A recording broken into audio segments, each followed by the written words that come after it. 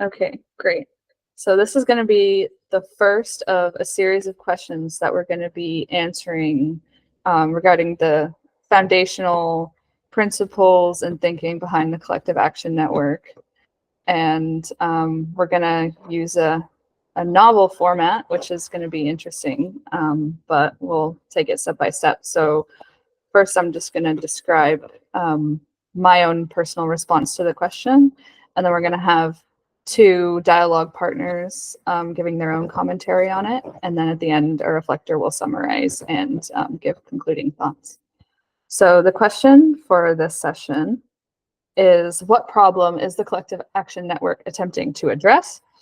And personally, for me, this has been a struggle, because when I first sort of had this idea for the Collective Action Network, it was all the problems in one. That was what I thought. I was like, okay, how can I solve all the problems at once? But that's not a real question. It's sort of just a theoretical sort of thought experiment that I was having fun with. But ultimately, over years of sort of refining what problem do I actually want to address, and what problem needs to be addressed, and through talking with so many different people who operate in different paradigms, I realized that it's about, when we're talking about solving global problems, so I want to solve global problems that are very complex in nature. And what doesn't exist right now in order to do that is adequate infrastructure. So by infrastructure, I don't mean like just physical things, but also just the processes and the relationships and procedures that, when we do have a global problem, how do we come together to solve it? And you could say that the UN or other international organizations are supposed to serve this purpose. But the reason why this challenge even came to my mind was because when I was in the UN for 3 years working in the Secretariat, I realized how inadequate of a system it was for actually addressing complex global challenges. It is the fundamental documents that the UN is like the UN Charter, where its founding documents are based on these concepts that are quite old. It's geared towards the nation state as opposed to all the people of the world. Governments are the main members of the UN, not the people. And it's very technocratic, top-down. Governments make decisions together and then impose it on everyone else. And so in order to solve global complex challenges, we need a global community, a forum for a global community where everyone, regardless of language, location, or whatever, can come together and work on challenges, and use their collective intelligence to create better outcomes. Because if we only have people who can identify the trunk of the elephant, they won't know that it's an actual whole elephant. You want people who can see all the different parts and put it all together and actually see what the problem is that we're actually dealing with. And so the approach that I want to take to address this actual problem, I was like, how are we going to create this infrastructure, is making no assumptions, and saying, this novelty of something, building something that doesn't exist, allows for a lot more freedom than trying to change something. So like if we were to try to change the UN, there's so many obstacles in the way. Like that was for me a thing that I was considering doing, and then I was just like looking at the task ahead of me. I was like, it would honestly be quicker just to like start from scratch. And not having any assumptions or fundamental like limitations, saying if we can build a new global system to solve challenges together and co-create this system together, so not just me designing it, it's everyone in the world coming together to create a new system for solving global challenges, what would that look like? And lots of interesting points have come up and recurred time and time again. We want it to be universally accessible, where everyone can come together, regardless of what type of language you speak or where you are in the world, and also have it to be universally owned, where all people would be able to have an ownership stake, like genuine public global infrastructure that isn't, a private company or something that's owned by like a state, right? transparent, where everyone can see what's going on at a time, data and finance, so that it's a lot less likely to be corrupted, context driven, being adapted to local contexts, as well as being adaptable, iterative, so that you can constantly learn and adapt to future situations where it's not just applicable to one type of problem or it doesn't become stagnant. And so like all of those are like separate problems that contribute to other problems. So it's almost like I found the best way to kind of combine all the problems together into this one big problem of we need new infrastructure for solving global complex problems. And so co-creating a new system for everyone together is sort of my way of addressing that problem. And I would love to hear what everyone else thinks about that. So I'm going to invite everyone to our two dialogue partners to come in. I'll stop.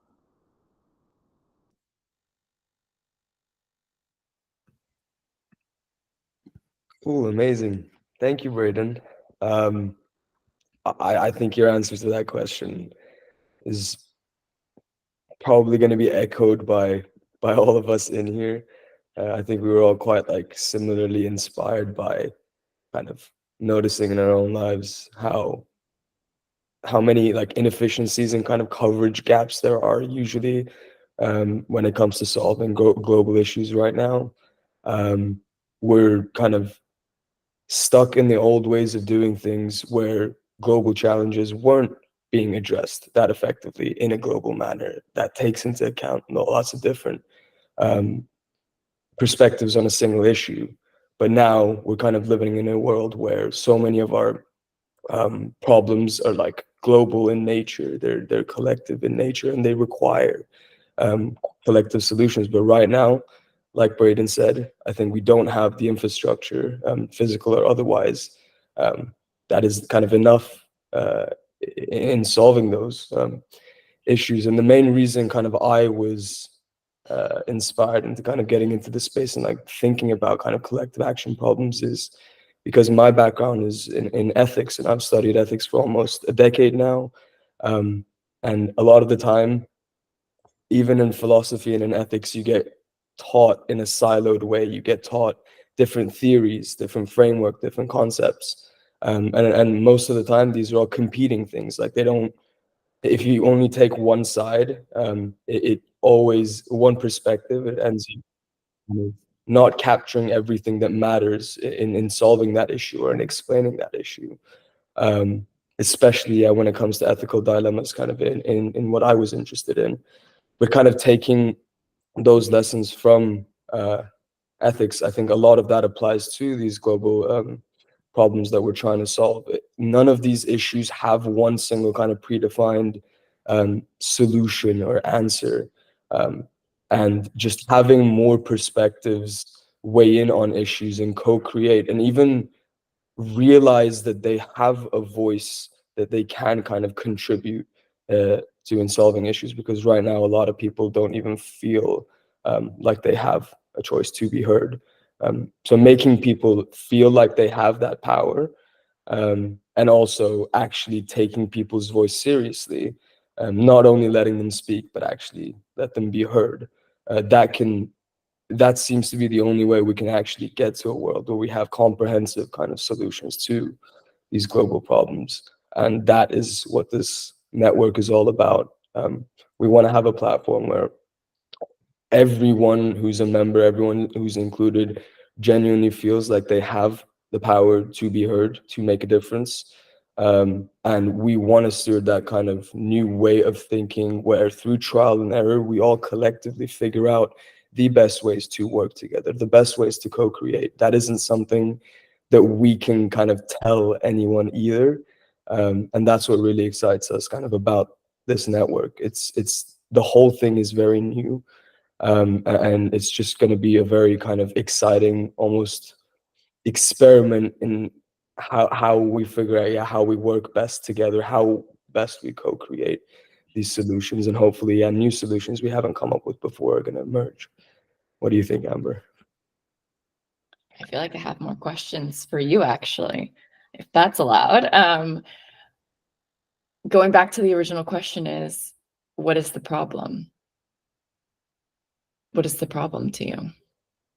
The problem to me is, I guess, yeah, I said it implicitly in my answer, but the problem is the fact, one level is the fact that people don't feel like they have a voice. Right now, it's almost like the world is revolving, not revolving around them, but it's going on in front of them, like for them, on their behalf. Stuff's affecting them, but people don't feel like they have any power in influencing those things. So that's one problem. And the other problem is, people even if there were kind of mechanisms that allowed people to be heard, actually implementing those into like decisions, it's right now super ineffective, inefficient. So there's two levels in my head where there's a problem. So one is people either don't have a voice, or even when they think they do or they're told they do, they actually don't. And then even if voices are collected right now, the systems we have are way too inefficient in kind of channeling those voices in a way that can actually achieve change. Interesting. Would you have a different answer? I'd love to hear kind of your thoughts. Oh, I feel like my answer is very as maybe it is hard to, for me, it's always like almost working backwards, like what am I moving towards, and then maybe eventually getting to the problem versus problem first. So because I think because things are too complex in my mind, that it's like the problem is like there's like all these fingers everywhere, and they all have these roots that they're all, this plant or this forest is growing, but we don't see it's healthy. And the problem isn't water per se or sun, or it's not this one direct thing, but it's actually just that there's relationships between, there's the soil, there's everything under it. So I think it's difficult to try to unpack all of it and try to say this is where it is.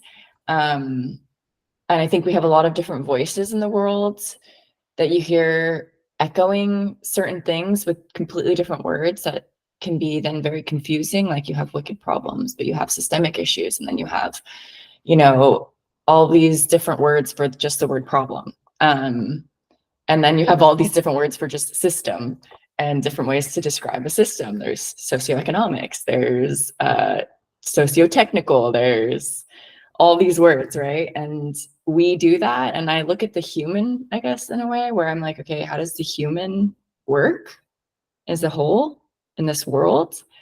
And I feel like even that has so many different words and describers of how we function, which I think we don't even see fully most of the time. Like I think the normal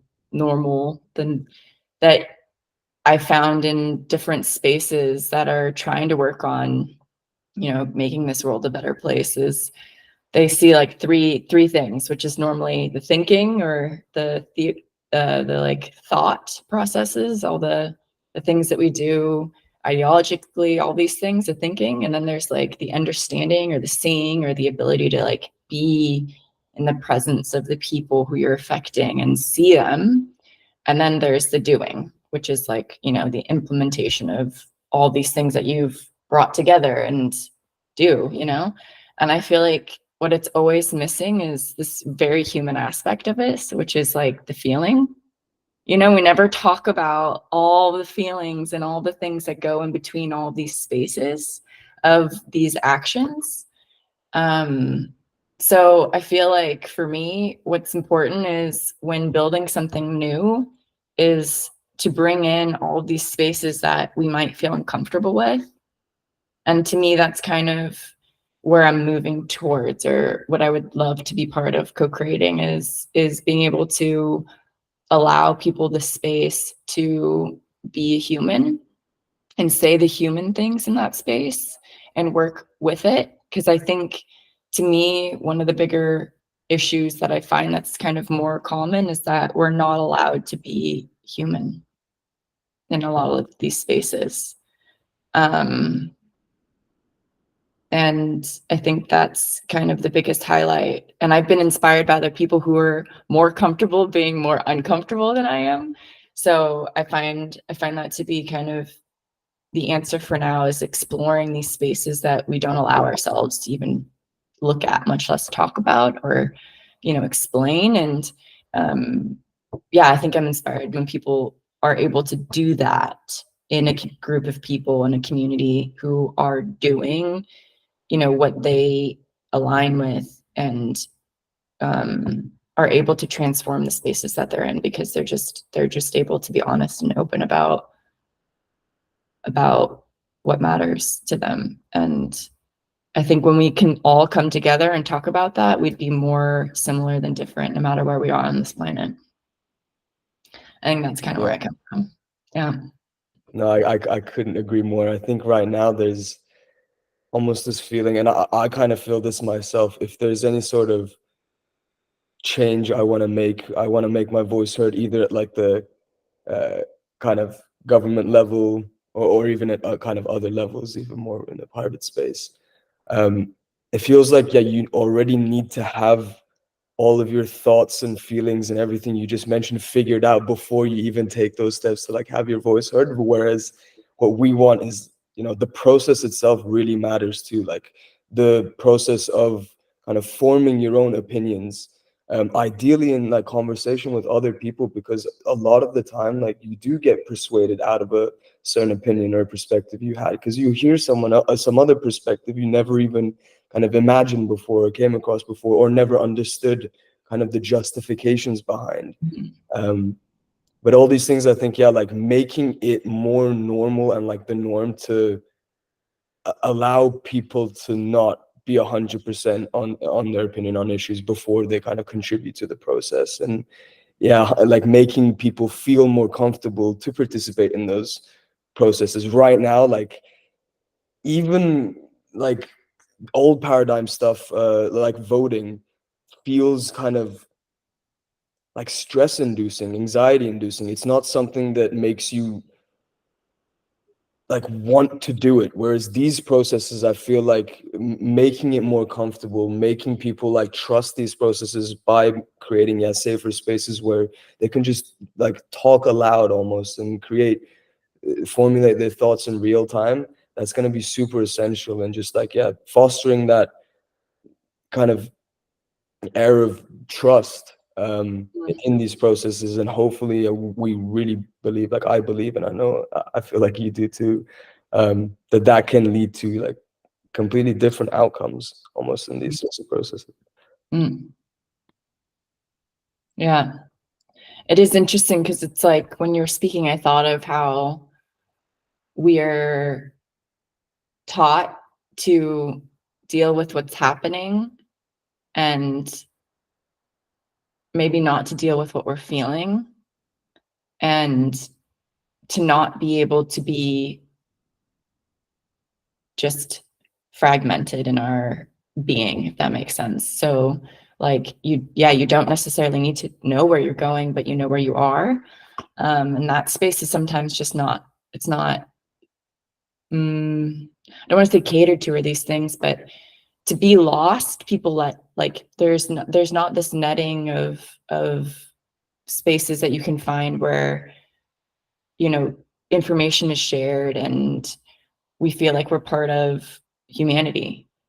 I feel like being lost, you normally feel like and especially now, with the information we do know about how the impact of social media, it's this kind of very outer layer experience of humanity that we actually feel more lonely. And it's like when a human feels maybe lost, they feel already lonely. And being lost is just inherent to life. So maybe speaking to the space and being able to, I think for me, one of the biggest things is knowledge sharing, because we don't know when we don't know. But what we can do is maybe find somebody, or find a group of people who say, hey, did you look at this? Did you look at this? Did you? And then it gets you thinking, right? And then you can start to, move from that space. And I think a lot of communities need this. We're just humans, right? We all need a little a little information gathering to figure out where we are, and to do the seeing, the feeling, the thinking, and the doing. Like we're all in this together, whether or not sometimes we like to find these dividers and like build up these, you're different from me and you're too different that we can't be alike. But I think what's beautiful about living in larger cities and getting comfortable with the humanity of it is realizing no matter where we're from, I mean, we're more similar than alike. And what does it mean to build from that space? I think that's what's interesting to me, and what's going to be super cool is just listening to other people and realizing, even though you come from a completely different space, we're still human. It didn't end.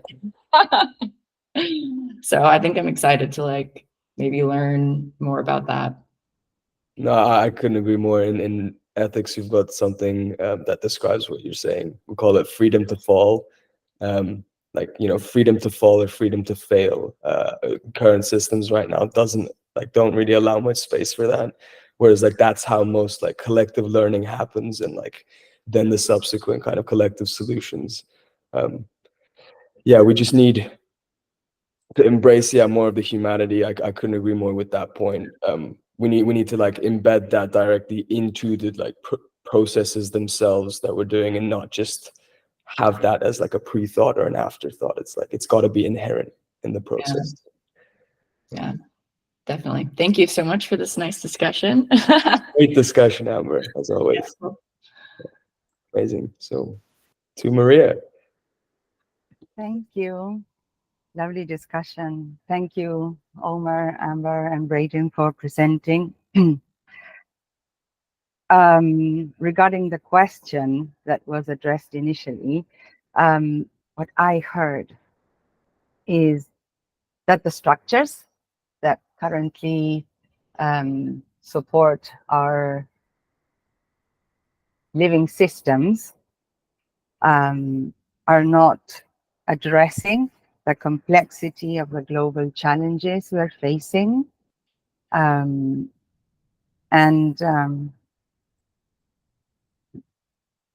are a lot. The problem, I loved, Amber, when you asked what the problem is. And I think that what I heard of Omer's answer was that the problem is that voices are not being even, not only heard, but the lack of agency, so that we believe that we don't have a voice. So what's that? I would say that's one of the root causes. And those who feel like we have a voice don't feel heard. And this is mainly because we don't have an infrastructure. We don't have the network. We don't have the space.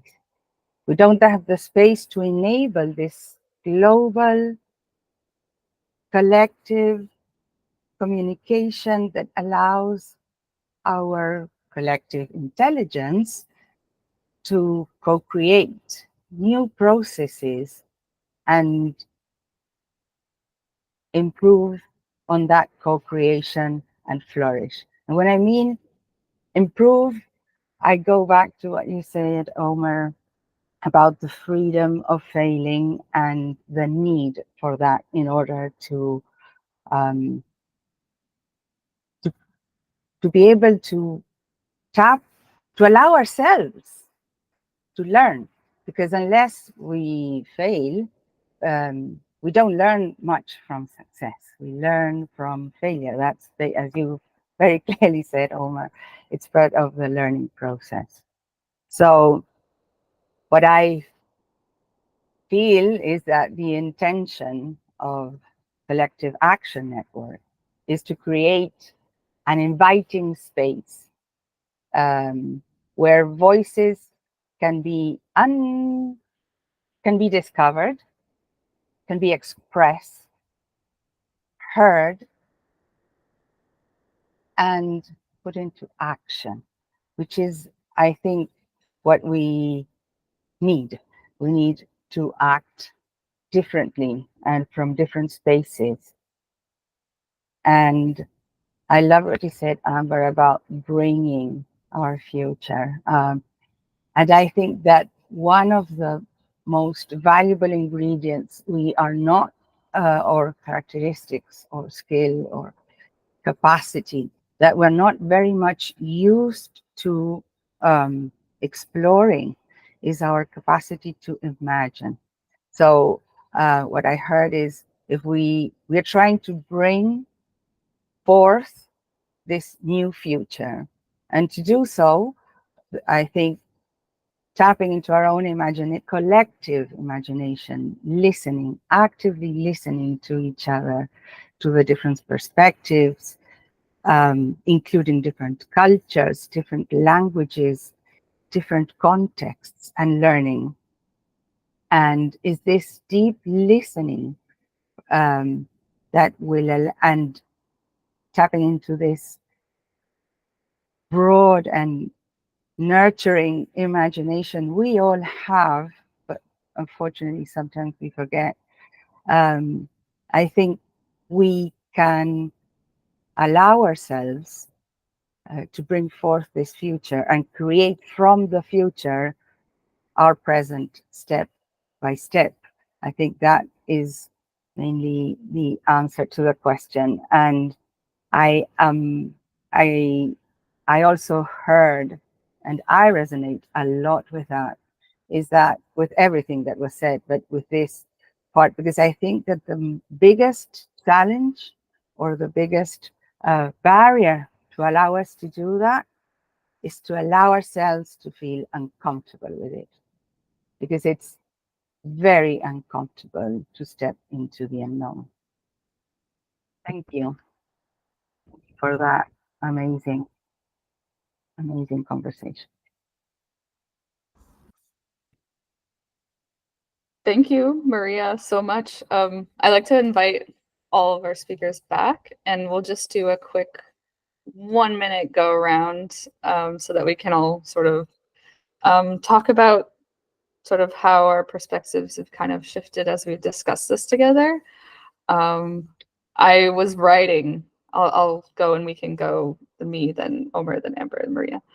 I was writing so much down from what you guys were talking about because it was so resonating with me so much. I was just very excited about it. I like how all of these different interpretations of the problem all kind of fit into, like, none of them are wrong to me. They're all like, each one is a puzzle piece, like, not giving people a voice, or that we're not imagining, we're not using our collective imagination to experiment and come up with new ways of doing things, and being afraid to fail. Like, all these things are part of the entire collective problem of the system that we've created for ourselves. And I think that opening these spaces, especially a global community space, where we can all find a way where we can integrate all these components together, will ultimately address all these different facets of the problem, and it'll be very holistic. I feel like when we try to make such a too narrow a definition of a problem, we don't actually encapsulate the whole problem. And so by integrating all these different components, I think we'll be able to be successful in building that global human space, and we can solve problems together. So over to you, Omer. Yeah, absolutely. Couldn't agree more. And I really actually like the synthesis of Maria here, about kind of linking the stuff Amber was saying about making sure that these kind of decision-making processes, or just processes in general, or make people feel comfortable to participate. But in that transition period, it is going to be uncomfortable, which is what kind of Maria highlighted. And I really like that kind of view on things. It's definitely going to be a transition, but that transition is probably going to be quite tough, but it's going to be very important. And hopefully we're going to end up in a place where, people are more comfortable with expressing their views, changing their views, listening to other people, and actually getting used to this new process of co-creation that like not very many people are used to. A lot of people are uncomfortable with right now. But yeah, that's the problem we're trying to fix. On to you, Amber. I'm trying to think of the way that I shift when Omer was speaking. Because I felt this kind of, I looked at the human and I felt like he was looking more at society and these larger topics. And I feel like what maybe helped me be more in tune with was seeing that we're all feeling and experiencing this not being heard experience and maybe unempowered. And I think when we can invite those people who feel that way in, then maybe we are able to bring in voices that maybe are not as historically felt or heard, but probably are a lot bigger of a group of people than we imagine. And that will also bring a perspective and maybe even a total, who knows, maybe there's a global movement or something, who knows what shift it would create. But I think, yeah, yet again, I'm always in this moment of like, whoa, what's going to happen? Kind of amazed by humanity as a whole. So, yeah. Thank you. I can't say it's a shift, but it's a joy to see these three voices express and to share the space with these amazing three voices that are expressing themselves and imagining a better future for all of us. So thank you. Thank you so much. Liana says, "Boom!" I love that. That makes me Boom, boom, boom. So just to finish up, we would love to hear what you viewers have to say about what we've discussed today. So feel free to leave comments, or you can send us a message on our website at collectiveaction.global or on our LinkedIn page. So yeah, thank you so much for listening to this conversation, and we're going to have plenty more to talk about. So yeah, thanks guys.